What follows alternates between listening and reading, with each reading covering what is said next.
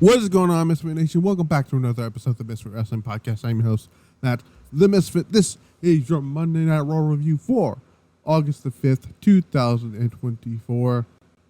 My God, what a fucking show this was. I don't even know how to explain what type of show this was. But this was the best Raw of 2024. Triple H is killing it on Monday Night Raw. Unfortunately, I can't say the same thing for SmackDown, but this is probably the best Raw he's had. This was actually the best Raw since the Raw that featured The Rock getting beaten down, Cody Rhodes in the back. And my God, we had a lot of things happen on the show. We've seen story progressions. We've seen babyface turns. We had 5 babyface turns in one show.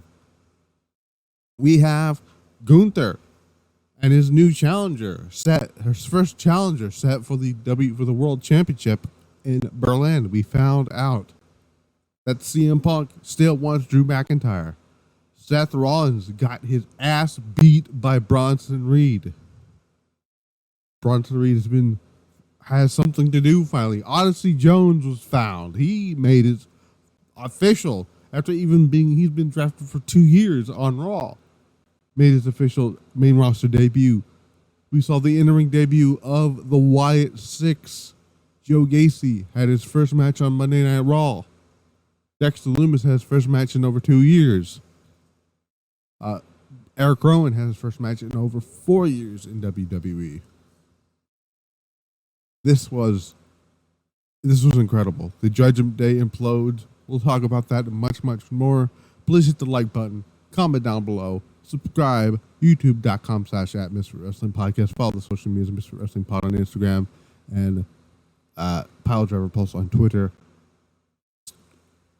Spotify, iHeartRadio, Audible, Pandora, Amazon Music is where you can find this show. Everywhere else, where you can also check out Pile Driver Pulse, which returns this Sunday when we will go over some stuff regarding the 5-Star Grand Prix. I will talk about what's going to happen this weekend when it comes to the 5-Star Grand Prix and how I'm going to cover it this year.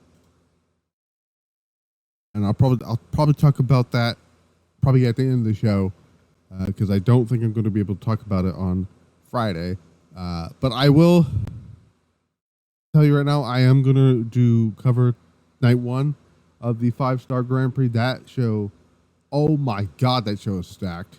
We'll go over that card a little bit later if I can get to it here. So we'll talk about that when we get to that as well. This is the SummerSlam post show. First hour of Monday Night Raw was commercial free, and we started off with the return of Ludwig Kaiser, who was out with I think it was broken ribs or something. He introduces the new world champion, Gunther. He comes out, says that he starts rattling off his accomplishments in WWE, and then adds the world heavyweight champion to the mix. Says that if fans think that his Intercontinental Championship reign was historic, they'll have to watch and see what he does as world heavyweight champion. He then says everyone in the ring, he says he's above everyone in the ring. He says he is prepared for himself, basically prepared for everyone, calls himself the greatness personified. This day 4th, Raw, the legacy of professional wrestling and the legacy of the World Heavyweight Championship belonged to him. Randy Orton, which was very surprising to me, his music hits, makes his way down to the ring. Gunther admits that he was caught off guard by Orton. A lot of people were. Orton says he wanted to come to the ring to congratulate Gunther for winning the championship. Says that the World Heavyweight Championship looks good on Gunther. It absolutely does. But he can't help but think about how he's the only reason why Gunther is the world champion in the first place. Orton brings up the finish to King of the Ring. Now, if you remember back at the King of the Ring finals, Randy Orton's shoulder was up at the count of 3. Or actually, shoulders were up during the whole 3 count. Triple H said that The referee's decision is final, but we are going to at some point revisit this. So Orton says that he beat him in the finals to secure his championship match at SummerSlam. Questions if Gunther really won their match, given that his shoulders weren't fully down on the mat. Says that Triple H, and here I'm saying that Triple H himself watched the footage and granted him a future shot at the Gunther's championship. Makes sense. Sort of, if you believe in the brand split stuff. He says he's cashing in on that, and he calls Gunther. He says Gunther calls himself a living legend. Well, that's fine. He's made a career out of killing legends, which is a nod to his phenomenal Legend Killer run. Says that he'll kill another legend at Bash in Berlin, and he walks out as new World Heavyweight Champion. Gunther accepts Orton's challenge and basically,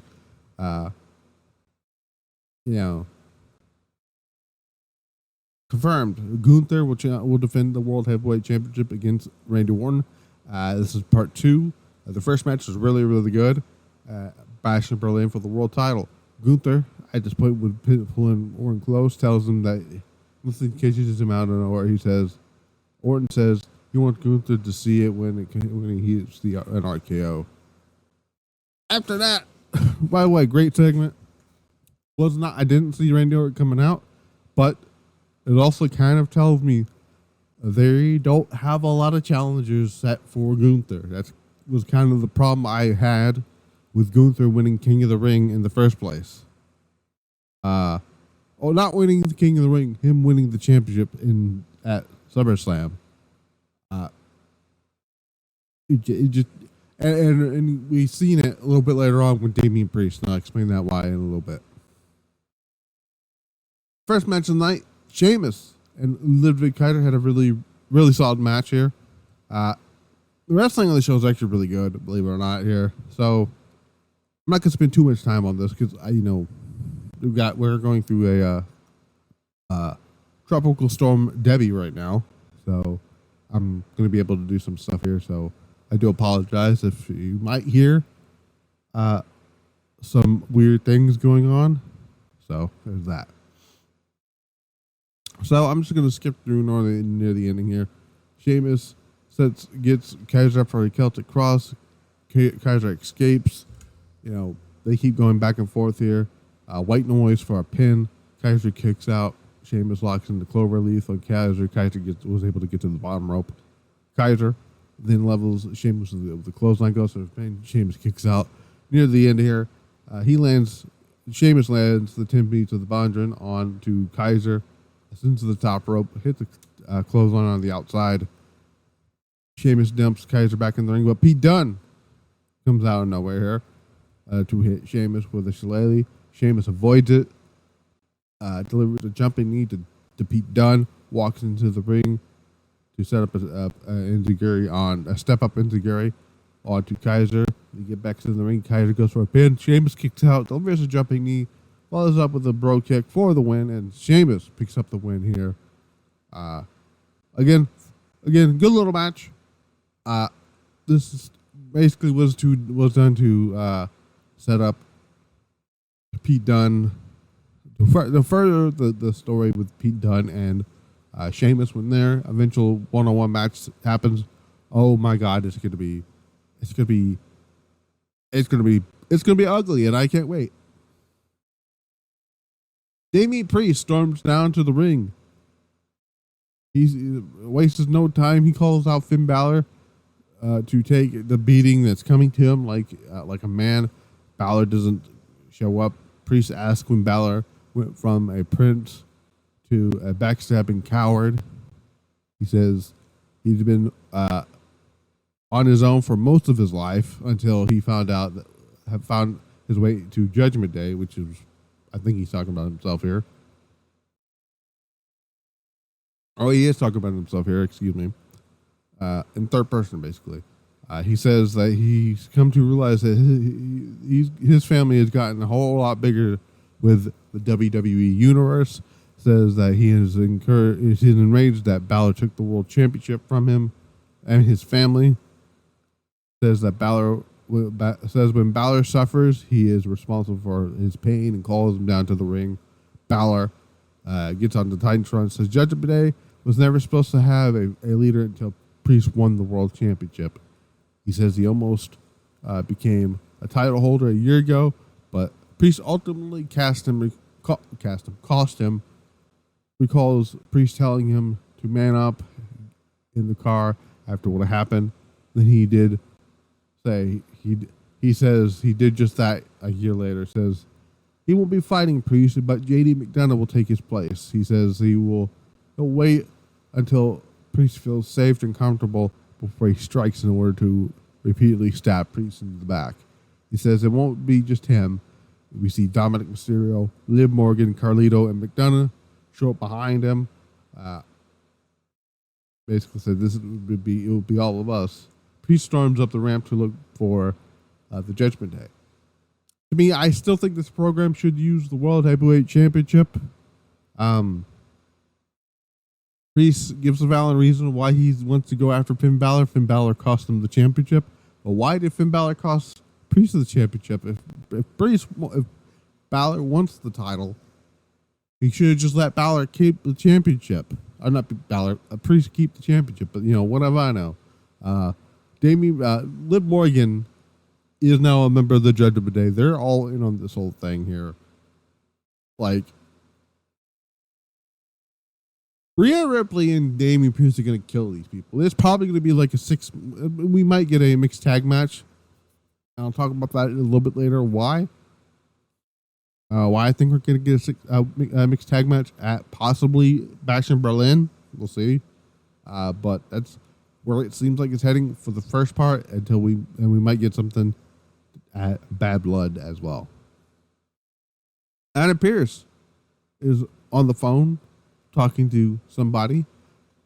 Bronson Reed demands a shot at Sheamus.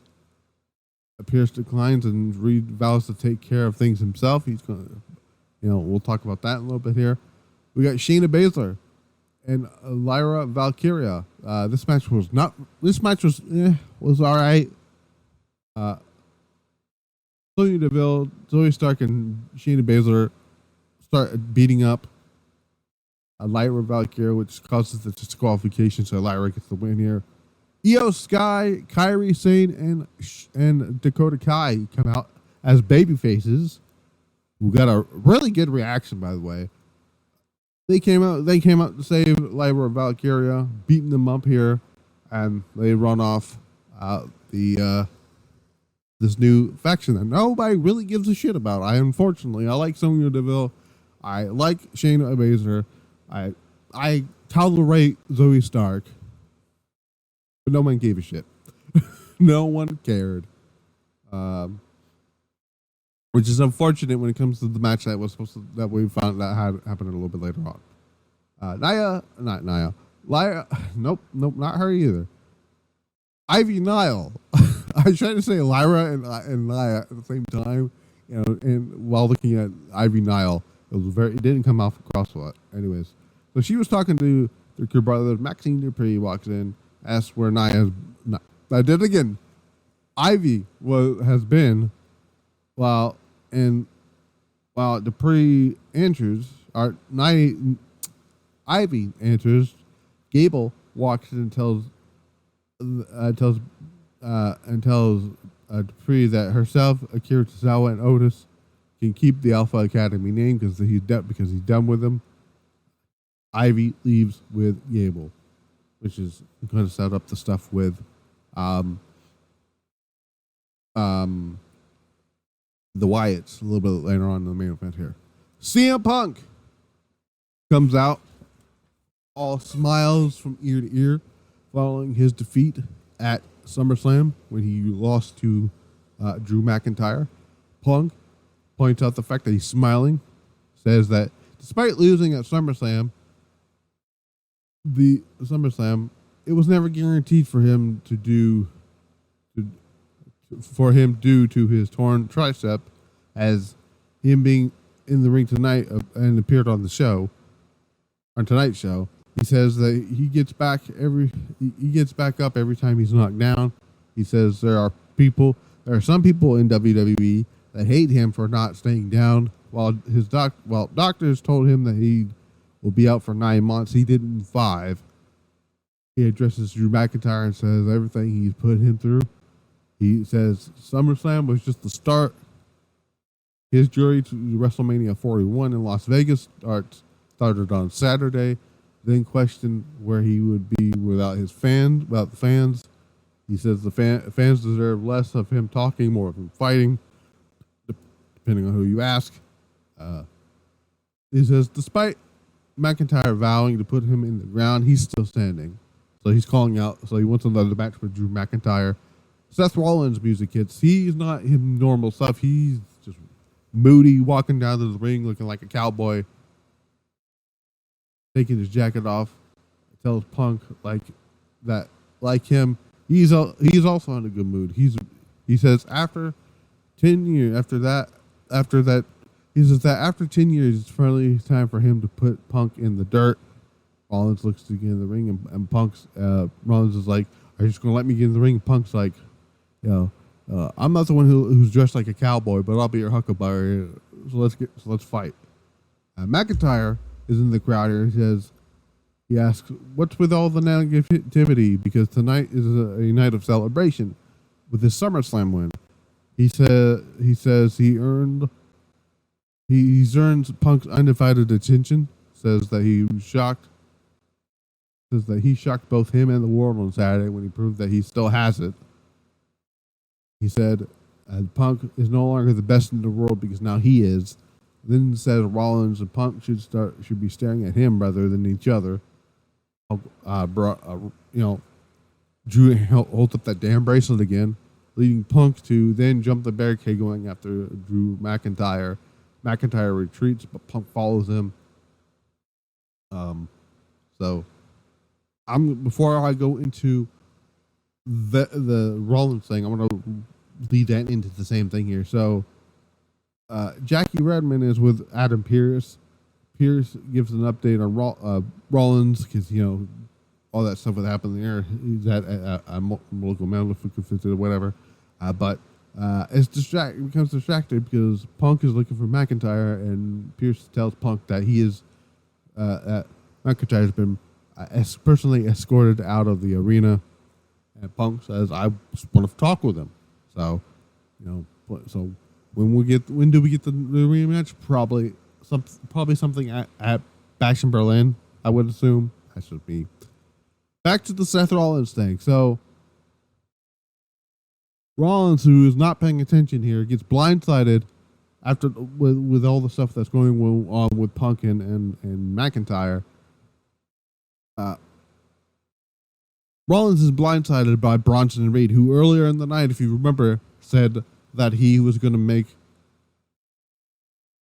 people pay attention to him. He's going to get his way, one way or another.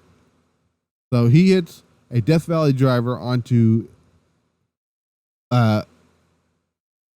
Rollins, and at this point, he's hitting 4, 5, 6, or 7 different tsunami splashes onto Rollins, and Rollins starts bleeding from the mouth. You have officials coming out here. For some reason, they waited until like the 6th or 7th one to pull him out of the ring, which you had all this time to do this. But anyways, and what this did, and I loved this because what it did was establish Bronson Reed as a monster going after one of the top stars on the show, which is Seth Rollins. You could have done that. You could also done that with Punk, but Punk is busy with Drew McIntyre. So it looks like because if you guys remember, it was supposed to be in Australia, it was supposed to be Bronson Reed versus Seth Rollins for the World Heavyweight Championship. Bronson Reed, his wife, ended up having a child, so they had to nix that. So they're going to go back to it. And I'm assuming it's going to be Rollins and Bronson Reed at Bash in Berlin, and I'm perfectly fine with it because that match is going to fucking slap. So I thought this was great here. Did a lot for Bronson Reed here. 3 different things also continued here. Continues to tease the Rollins Punk match, which is, I believe now they're going to save that officially now for WrestleMania 41. and then they're going to also continue the Punk Rollins or Punk McIntyre feud, and also setting up something for Rollins in the meantime. Loved it. Good stuff there. What wasn't so good was the Authors of Pain losing to the New Day. This match was not very good. It's probably one of the worst, probably the lowest points of the match here. But what the talking point here is, after the match, the AOP starts beating down Woods, and out of nowhere, Odyssey Jones comes out to the ring with a damn New Day jacket shirt on. He's taking out everybody. Odyssey Jones got a better reaction than the New Day and the Final Testament did, which is sad to see. And it looks like, I guess, Odyssey Jones is a member of the New Day. I guess, I don't know. It was very, very weird here. Another match that didn't really make a lot of sense for me. Well, I mean, kind of did. They did something on SummerSlam where they had the whole thing with Jelly Roll and all that stuff here. I did not give a shit about this, so A-Town Down Under get the win here. I'm assuming they're now a part of Monday Night Raw. I don't know. Apparently there was a trade. Bro, if they traded Randy Orton from SmackDown to Raw, oh, that's gonna hurt. That makes it worse for for Cody Rhodes, because everyone was assuming that Cody's next challenger was going to be Randy Orton. Doesn't look like that's the case now if Randy Orton went to SmackDown. So yeah. Now we did see some interviews. Also, we saw an interview from the new Intercontinental Champion Braun Breaker. He basically says this championship has my name on it. Nobody's going to take it from me, but if you want to come take it from me, you know where to find me. Then we also saying a little bit later on, because we found out that next week they'll be back on USA Network. We found out that next week Sami Zayn's going to get a rematch for the Intercontinental Championship in a 2 out of 3 falls match. So that should be a lot of fun. Hopefully it's better than the match at SummerSlam. So there's that. And they also teased possibly going after him and Jey Uso, possibly going after the Judgment Day for the tag titles. I do think that if A-Town Down Under and Randy Orton were traded to Raw, I do think that Sammy and Jey Uso are going to be traded to SmackDown to set up whatever they're going to do with the bloodline there. So another good match here was Damian Priest versus JD McDonough. This was set up earlier in the night here. Unfortunately, it ended a disqualification. So Priest, who hit probably one of the damnedest choke slams I've ever seen on JD McDonough. JD gets fucking waffled with the forearm. Julia's probably smiling somewhere. So Finn Balor then appears out of nowhere, blindsides Priest, causing the disqualification. After the match, Dirty Dom and Liv Morgan joined the rest of the Judgment Day at ringside. Carlito was out there with JD McDonough, by the way. They start beating down on Priest with McDonough. But Priest takes down Dominic and Carlito and McDonough. Looks to level Balor, but Morgan basically helps Balor out, Dominic. And Liv starts beating down Priest. Rhea Ripley, who gets this massive fucking pop, comes out here and starts chasing them off. She's about to beat the living fuck out of Liv Morgan until Dominic Mysterio saves her. She gets in the ring here. JD, it was either JD or no, it was JD. Yeah, JD looks at Rhea, and Rhea does her headbutt, nasty headbutt, which is, man, people think Julia's gonna change her style up. We're seeing stiff headbutts and stiff forearms was done in one entire segment with Damian Priest and Rhea Ripley. So, Razor's Edge. So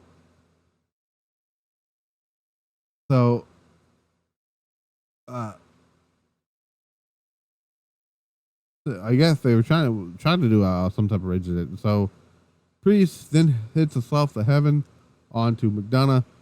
Carlito pulls McDonough out, and they retreat. They Priest and Damian Priest and Rhea hug, and that's how that segment ends. Damian Priest has become my big babyface now. He's one of the top babyfaces on Monday Night Raw now. I do need to watch the Priest 24. I haven't watched it yet. I'm going to probably try to watch it after I've done this review. But I've heard good things about it. So we'll talk about that. I also did watch the WWE biography for Becky Lynch. I'll talk about those documentaries on Sunday's show. So there's that. So we go to the back here as Damage Control is what getting ready for their match here. They are blindsided by Sonya, Shayna, and Zoe. They start attacking Dakota Kai's knee, and then we find out Dakota Kai is unable to wrestle. So it ends up being Sonya Deville versus IYO SKY. The match was not very good, unfortunately. And it's not on IYO SKY. This is probably one of IYO's worst matches in WWE, and it's on Sonya Deville. There's nothing. I have nothing against Sonya Deville as a person. I never thought Sonya Deville was that great in the ring. I always thought Sonya Deville was kind of boring, if I'm being completely honest here. Yeah, I'm gonna be honest with you. Yeah. I'm gonna be honest with you. The best part of this match was the end, where so Kyrie does the fucking back fist to Zoe Stark, and Shayna doesn't want anything to do with Kyrie because she knows how dangerous she is.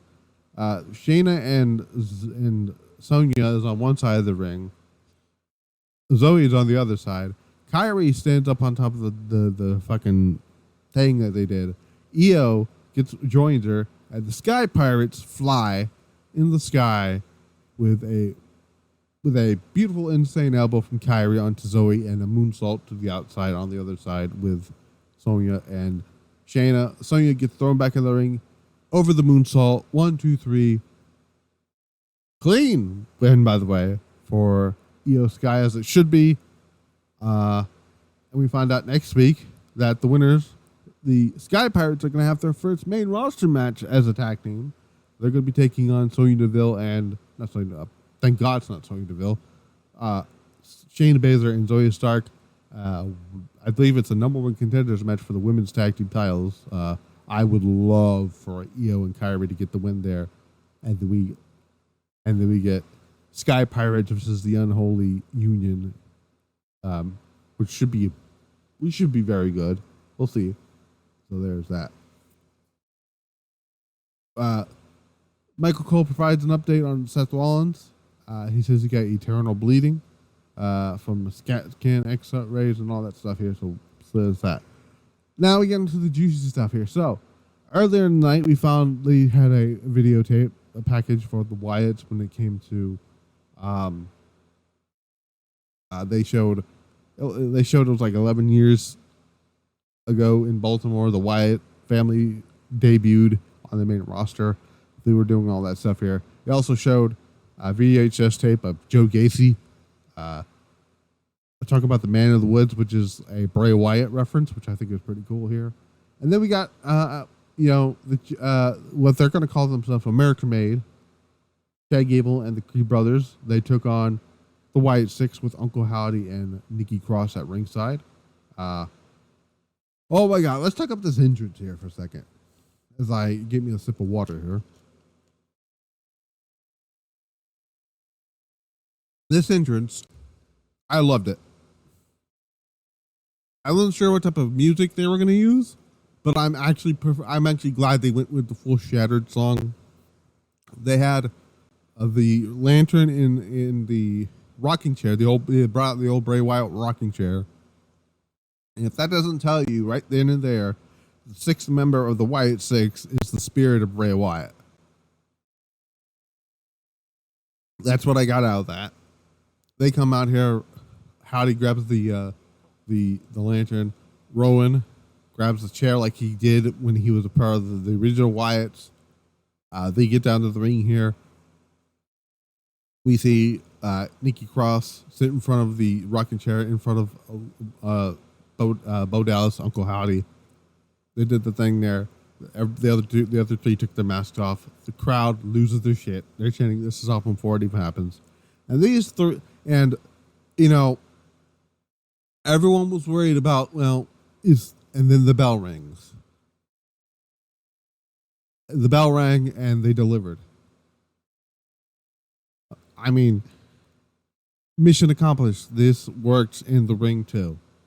I can't wait to see how Bo Dallas transitions the Uncle Howdy character into the ring. I love that they tweaked their in-ring abilities to match their gimmicks. I love that Michael Cole mentions that these four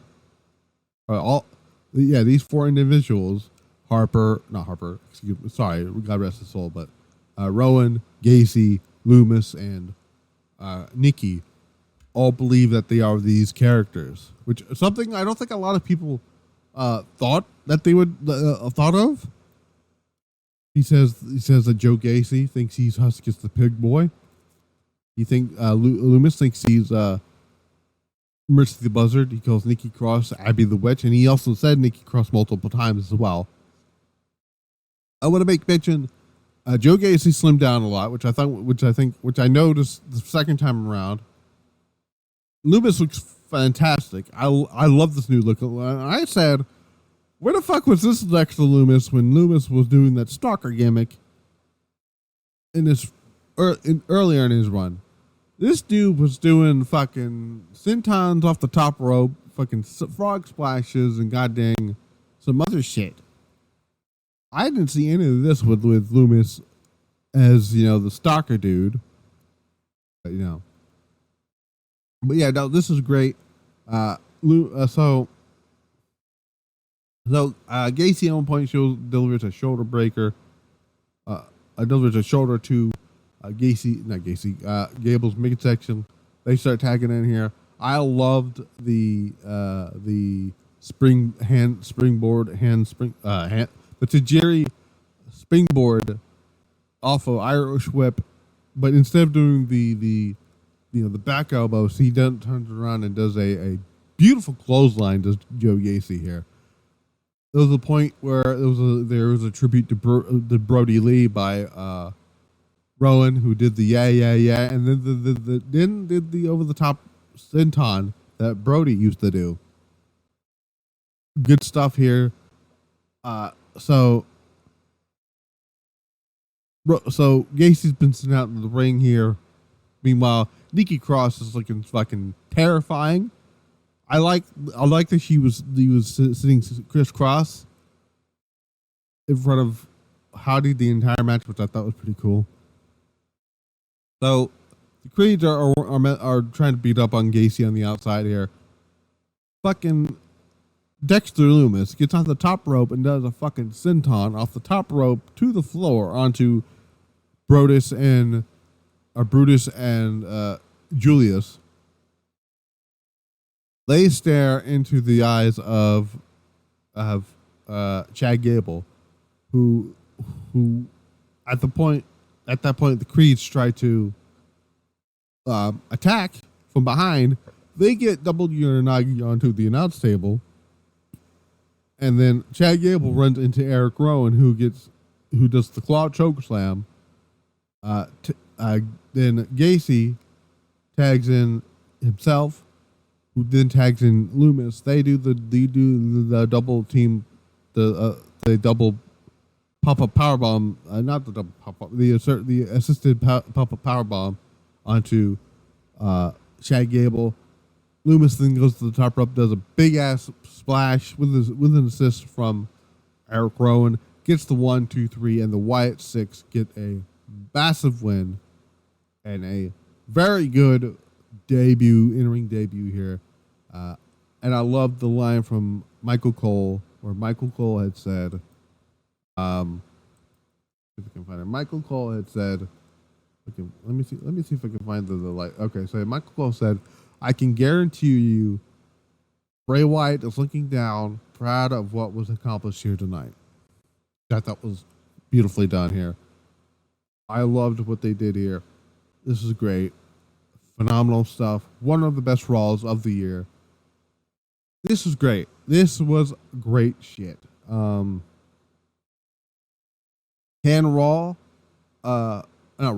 SmackDown follow this? I don't know. We'll find out.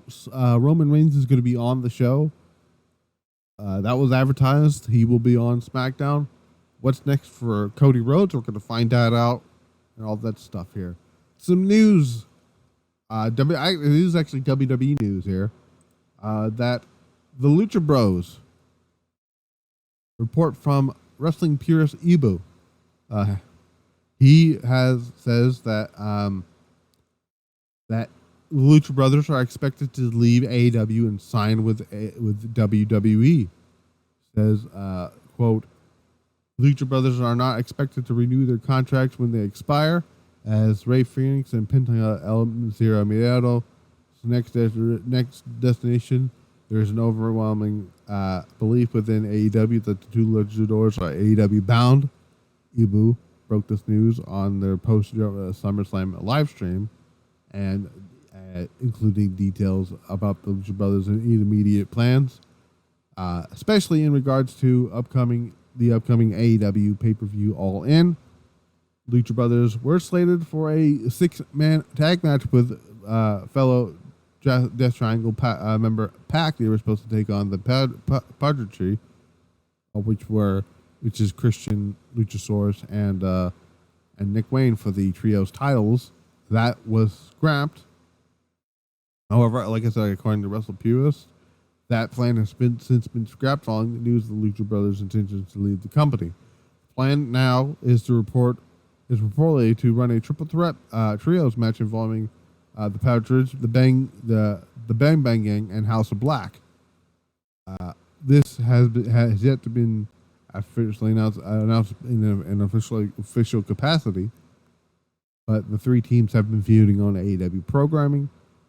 Quote, when the All-In match got canceled, I asked, this is from Ibu here, when the All-In match got canceled, I asked internally, multiple sources within AEW told me that basically made it clear to me that the Lucha Brothers are expected to depart AEW at the end of their contract. Quote, Ibu went on to say, and quote, some of the speculation, some of them speculated that WWE was the destination. Others outright said to be that was it. It was that formality. So it looks like the Lucha Brothers, another departure from AEW. It's just crazy. WWE has brought in Cody Rhodes, right? They brought in Ethan Page, okay, from AEW. They brought in Alexis King, who's not really done much. They brought in Ethan Page, who is the AEW NXT champion now. They're about to get the fucking Lucha Brothers, right? Look at the people they've signed. Even Arn Anderson showed up at SummerSlam. So, yeah. So, that's very interesting. We'll see what happens here. As long as we don't put them with the same fucking shit, because I don't want to see them in the LWO, and I do not want to see them in the fucking Legado del Fantasma. Let them do their own shit. So, we'll see what that is here. This weekend starts the 5-star Grand Prix.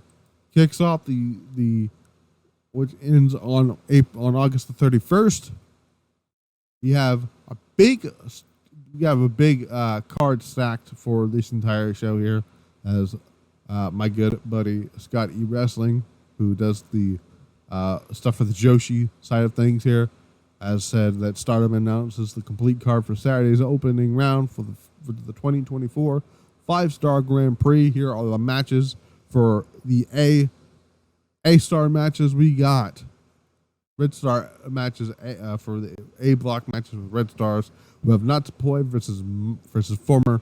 We have the Wonder of Stardom champion Natsupoi taking on the former World of Stardom and Trios champion because they lost the Trios house to, funny enough, Natsupoi and the other members of Cosmic Angels, Micah.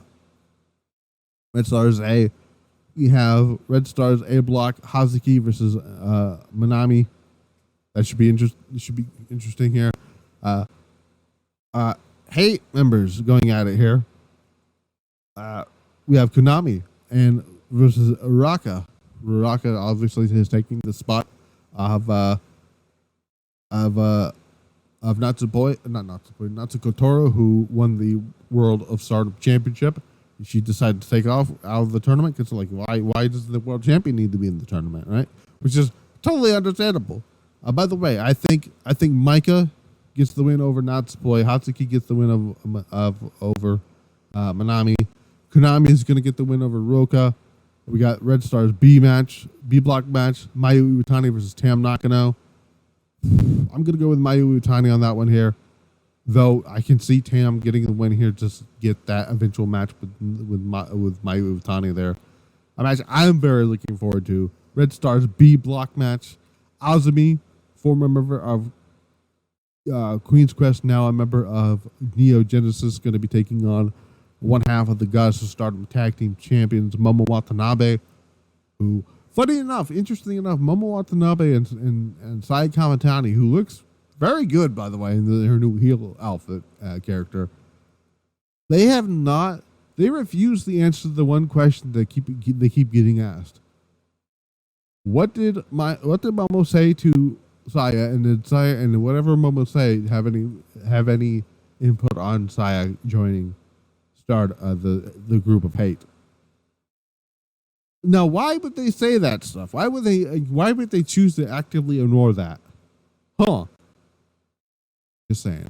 But I'm going to go with Momo Watanabe here because I think Momo Watanabe is going to go all the way to the finals of the 5-Star Grand Prix this year. She may not win it. It's probably going to be Saya Kamatani, but I'm going to go with Momo Watanabe to get the win here and get all the way to the finals here. We have Mei Serai, Red Stars B block match taking on Tomoka Inaba. I'm gonna go with Tomoka here to get the win here. It's very, very shocking here. See that, but she is unaffiliated. Well, no, she's a member of God's Eye. And Sarah is a member of Neo Genesis. I'm gonna go with Tomoka get the win here. Just to mix it up there. I'm gonna get her to there. Red Stars A, Blue Stars. Now we get the Blue Stars matches. Blue Stars block A matches here. We have Sardiano taking on Anna Jay from AEW. I can see Anna Jay getting a win here, but I'm going to go with Sardiano to get the win here for this one here. Another match that should be really, really good. Red Stars A match here. Our Blue Stars A match here. Shiri, leader of God's Eye, taking on seemingly the leader of Neo Genesis, Starlight Kid. I'm going to go with Starlight Kid to get the win here. I don't know. I think this is going to be the first win for Neo Genesis here on this show here. So that's what I'm going to go with there outside there. Xena taking on Miyu Amazaki here. I'm going to go with Xena to get the win here. That's another Blue Stars A match here. We got the B block for Blue Stars here. We got Suzu Suzuki taking Hanan. I'm going to go with Suzu Suzuki there. Can't go wrong with Suzu Suzuki, who won last year's 5-Star Grand Prix, who did not win the World Stardom Championship. She lost that the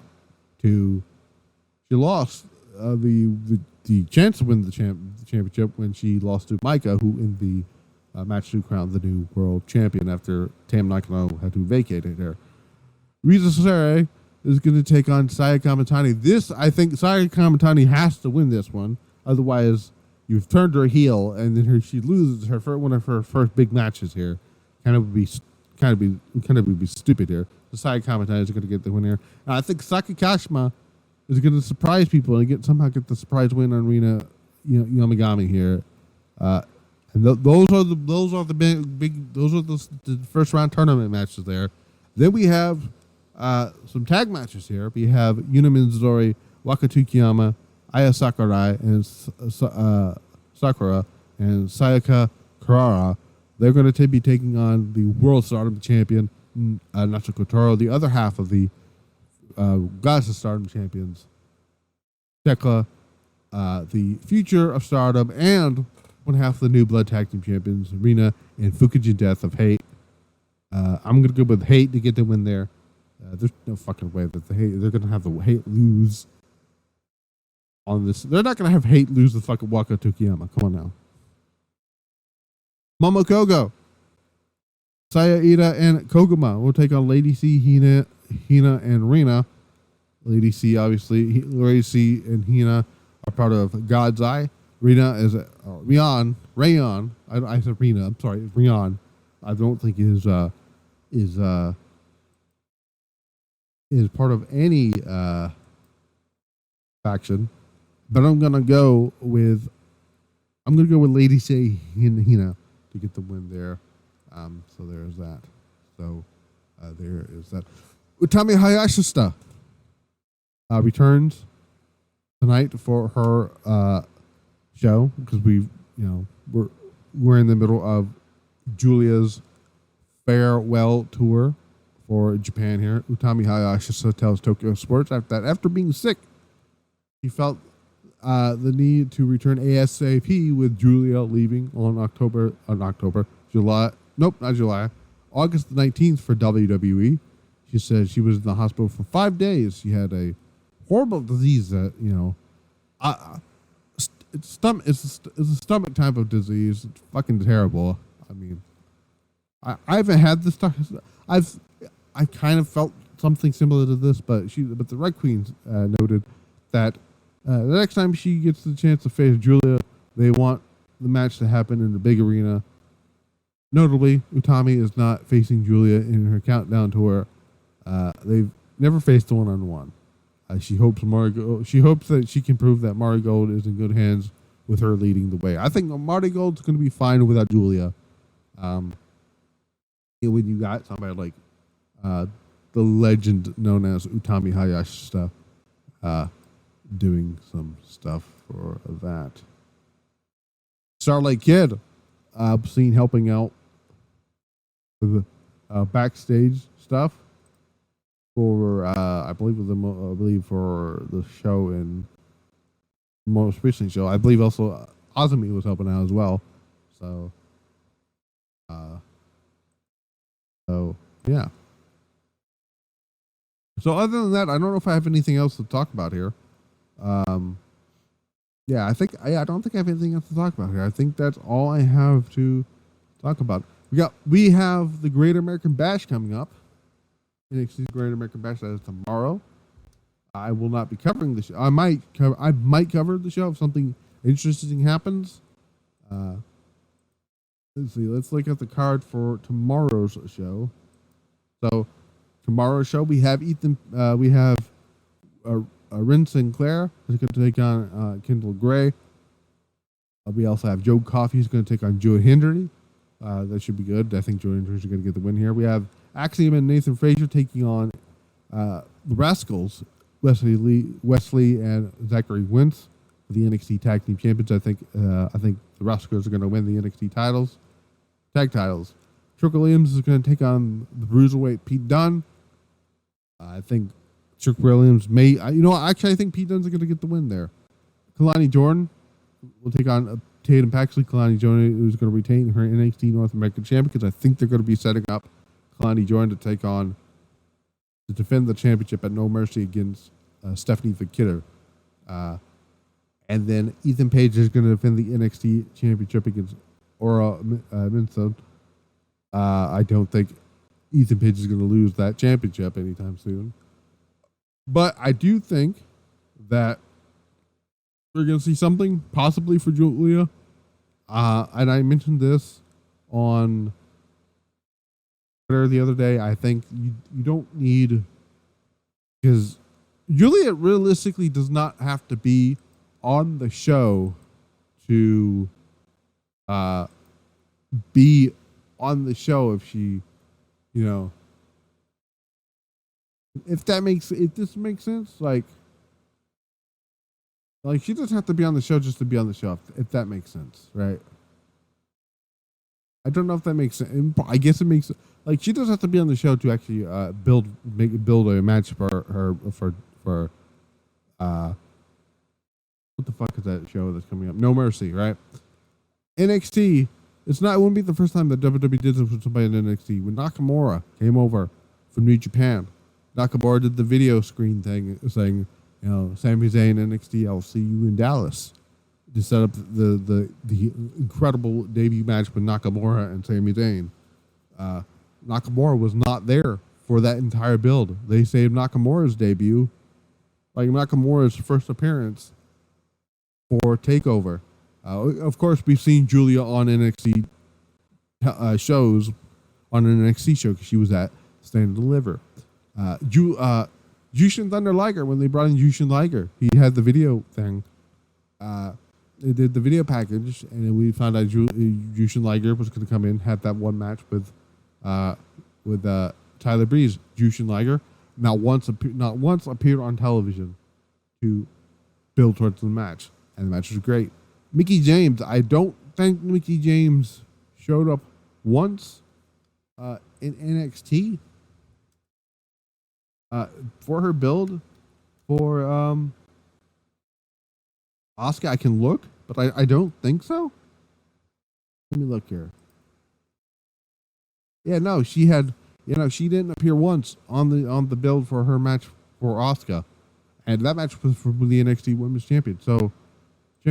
So, she necessarily does not have to be on the show to